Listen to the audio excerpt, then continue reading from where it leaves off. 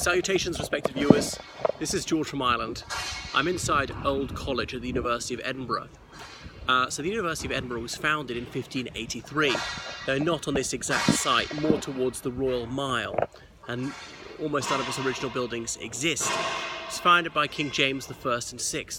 He was then 17 years old. He was only King James VI of Scots at that time. He later became James I of Ireland and of England in 1603.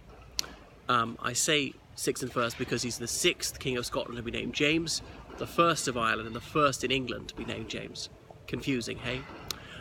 Anyhow, you don't normally see this view of Old College. You normally see it from the street side. That's Nicholson Street through the archway there. This building was begun in 1789. It was designed by Robert Adam, who was one of the leading architects in the British Isles in his day, but it wasn't completed for almost 30 years because then the Napoleonic Wars broke out and the country was very short of hard cash. That was despite there being French prisoners of war in Edinburgh who were set to work on various projects. Not this one, I don't think. So it's now an administrative base for the university. It's the offices here. Not much teaching goes on here. A bit of law goes on under the archway to the left-hand side. I mean, it's left as I look at it anyhow. So that's that. What would you say? Georgian architecture, quite handsome. The trouble is this dark grey stone is a bit morose, and unfortunately most of Edinburgh is built of this sort of granite. Here we are, it's neoclassical.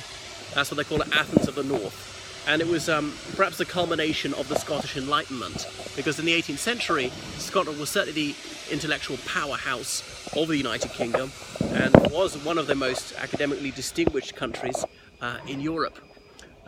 Anyway, here you can't make it out very clearly, but behind that colonnade, up against the wall, there are these brass plaques with the names of undergraduates and graduates who were killed in the First World War, and a Latin inscription to them, like saying, "We the living teach dedication to those who died." Yeah. So that's that, and it's got the university's coat of arms up high, but that's much too far away for you to be able to make out. Unfortunately, there's no zoom feature on this. So Edinburgh University, as I pointed out before, is one of the most distinguished universities in the world, easily in the top 50, one of the best in the UK, certainly best in Scotland.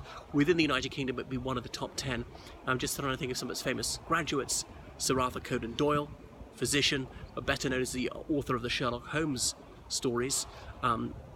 Lister, the doctor who invented chloroform, Hodgkin, who found Hodgkin's lymphoma, two signatories of the American Declaration of Independence. I can't remember which other famous physicians in particular have graduated from here. Dr. Gordon Brown, the Prime Minister who read history here, and indeed he did what else? He was rector. He has a PhD in history as well as an undergraduate degree. I'm trying to think if there's anyone else who's world famous. Well, is it Hoy, that Olympic gold medalist for cycling? You see up there under the archway, you see bovine skulls. See the same thing in Dublin. So late 18th century, that was a very popular symbol. Some people say, oh, the Greeks had them because the gods made oxen to pull the plough, thereby allowing mankind more time and leisure to erect temples to the pantheon and carry out various, what would I say, propitiations of the gods. Right, so that's probably enough from Old College and the University of Edinburgh. I remember years ago there was an art exhibition over there on that far side. I shall switch it off now.